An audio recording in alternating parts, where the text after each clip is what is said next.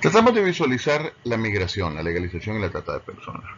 En esta diapositiva ustedes pueden connotar un pequeño comparativo en relación a Nicaragua con su vecino Costa Rica. Y podemos encontrar variantes en las cifras que no son proporcionales. Hablemos de puntos específicos como las personas adscritas al INS, 824.965 en Nicaragua, y las personas inscritas o ocupadas en razón del INSE en Costa Rica, o la Caja del Seguro, 2.27 millones. Hablamos de una población total de más de 6 millones de personas y en Nicaragua, y una población total de más de 4 millones de personas en Costa Rica.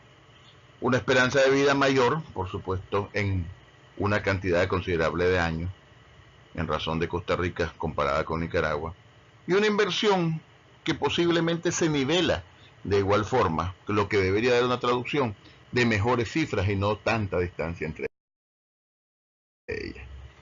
Hablamos de la migración como el traslado o desplazamiento de la población de una región a otra. Según el lugar de destino, la migración puede ser interna, cuando se realiza dentro de un mismo país. Hablamos del campo a la ciudad o el éxodo rural. Y hablamos de una migración representada por dos aspectos específicos: la inmigración y la emigración. La emigración, representada por aquella población que ingresa a un país o territorio en el cual no ha nacido, y supone la entrada de esta población. Y la emigración está representada por la población que abandona una región o país y se establece o obtiene su residencia en otra, representando la salida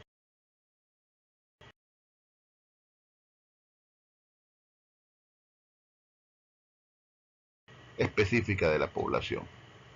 Migración, de estos aspectos podemos discutirlo, posiblemente por la pobreza, la migración y las remesas, la institucionalidad en estas remesas, una posición específica en lo que hablamos de la clave para entender la economía en Nicaragua, que posiblemente está gobernada por aspectos específicos, y aquella teoría tan simple como que estos familiares al emigrar hacen grandes sacrificios y tienen riesgos familiares al ir a trabajar a Costa Rica, Estados Unidos o España, que son los principales países en los cuales está el destino migratorio de nuestros conciudadanos.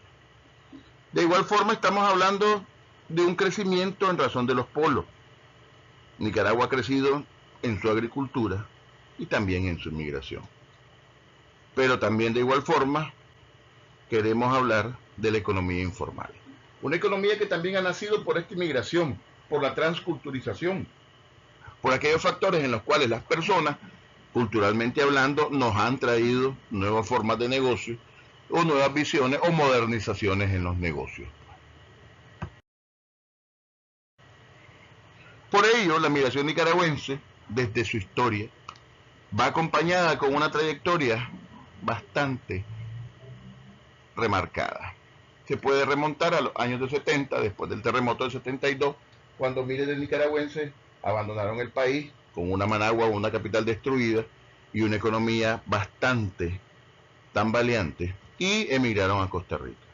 Tenemos después la visión de la guerra civil y el periodo de la revolución sandinista, que creó otra ola migratoria de miles de jóvenes, posiblemente, dirían algunos, escapando de la represión y el reclutamiento forzoso. Con la transición democrática de los años 90 existió otra ola migratoria. Así que no podemos decir simple y sencillamente que cuando supuestamente mejoramos las condiciones políticas no existía migración. Que mostraba una cantidad cerca de 200.000 nicaragüenses en Estados Unidos y 236.000 nicaragüenses en Costa Rica.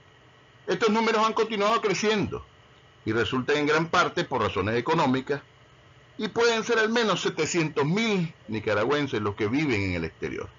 Anualmente salen un aproximado de 300.000 nicaragüenses, la mayoría en busca de supuestas oportunidades. Migración, legalización y trata de personas, señores. Hablamos de la remesa y la pobreza en Nicaragua. Hay muchos aspectos para realizar esta visión de la pobreza y de la situación en razón de las remesas. Existe una traducción que más de 500.000 de hogares reciben remesas específicas. Borges y Asociados explicó en el año 2016, en una encuesta que realizó, que más de la mitad de los nicaragüenses dijo tener un familiar en el exterior, y cerca de la mitad de estos recibir remesas directas, constantes y claras. Tercero, estos hogares perciben un ingreso por más de $3.000 anuales, y como remesa representa más del 50% del ingreso total del hogar.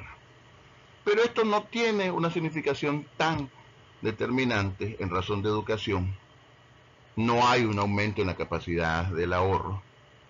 Posiblemente personas varias han creado nuevas visiones de activos, pero no necesariamente estamos hablando que estamos abandonando la visión. Es necesario, dicen algunos especialistas, la asesoría e inclusión financiera para los receptores de remesa, el acceso a crédito para las pequeñas empresas, especialmente aquellas vinculadas con la economía del conocimiento, la promoción de oportunidades en el comercio impulsadas por Adesparar, aquello llamado el comercio nostálgico, o posiblemente otras visiones del comercio.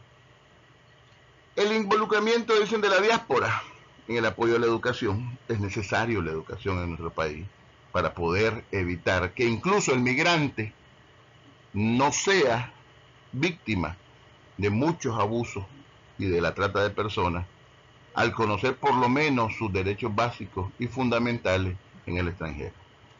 Principalmente enfocándonos en programas educativos fuera del horario escolar, principalmente en las áreas de mayor migración, donde aquella persona en cualquier momento no tiene ningún problema en pensar en salir del país, o no les retrasa nada en salir del país.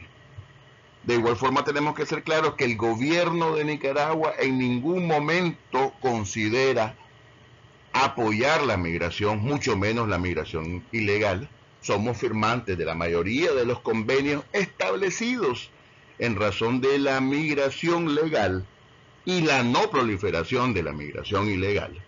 Y por ello, a partir del análisis de los flujos migratorios nicaragüenses, es posible señalar que este fenómeno reciente, que no tiene más de 25 años de antigüedad, y en su actual situación es producto de una conjunción de factores socioeconómicos y políticos, como los fuertes cambios políticos en el país en la década de los 80, la transformación del sistema productivo en los 90, y es así que actualmente Nicaragua tiene cerca del 10% de su población viviendo en otros países, arriesgándose en otros países, y principalmente en países donde esta recepción de las remesas posiblemente no se ha traducido en un mejoramiento de su población. Los flujos migratorios nicaragüenses son elevados en su magnitud y se dirigen especialmente a dos países, Estados Unidos y Costa Rica. Estos países tienen características muy distintas. El primero es un país